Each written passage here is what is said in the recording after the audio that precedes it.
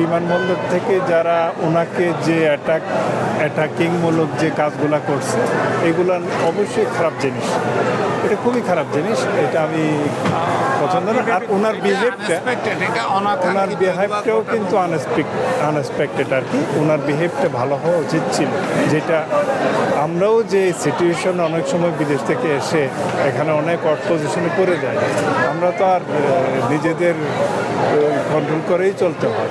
নরওয়ের যে বিষয়টা এখানে মানে এয়ারপোর্টে যে ঘটনাটা ওই দিন ঘটেছিল, তো আমার যা ভিডিও দেখে যা মনে হলো এই প্যাসেঞ্জারেরই কিছুটা দোষ আছে, আর এয়ারপোর্ট কর্তৃপক্ষেরও কিছু আছে, কিন্তু মানে সবারই ওদেরও ফল্ট আছে। আগের থেকে একটু আপডেট হয়েছে।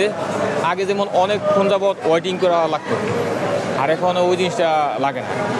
আগে যেমন আপনার ওই ইমিগ্রেশনে বিশাল এক লাইন ধরা লাগতো, এখনও ওই জিনিসটা নাই। এখনও মনে করেন শর্টকাট। যতদূর পর্যন্ত দেখছি তাতে বোঝা যায় যে দোষ এদেরও ছিল ওদেরও ছিল। এদের দোষ এই কারণে যে এরা ওইভাবে না মারামারি করে তারা আইনের হাতে মনে করেন যে হেফাজতে নিয়ে যে কোনো একটা কিছু বলতে পারতো, ঠিক আছে।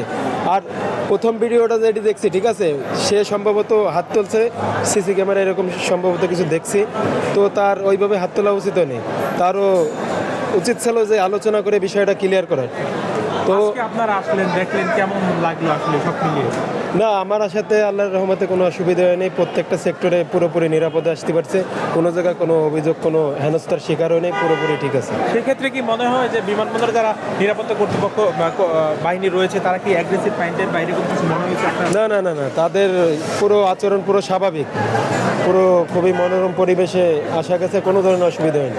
খুবই মর্মান্তিক বিষয় ভাই, এটা প্রবাসীদের বিষয়টা দুঃখজনক বিষয় ভাই, যে একটা প্রবাসী কত কষ্ট করে বাইরে ফ্যামিলি রেখে, বাসায় দেশবাসীতে ফ্যামিলি রেখে সে দেশের জন্য রেমিটেন্স আয় করতেছে, সে সেখান থেকে আসার পরে যদি একটু রেসপেক্ট না পায়, এতে খুব কষ্টদায়ক ভাই, এটা খুব খারাপ লাগে।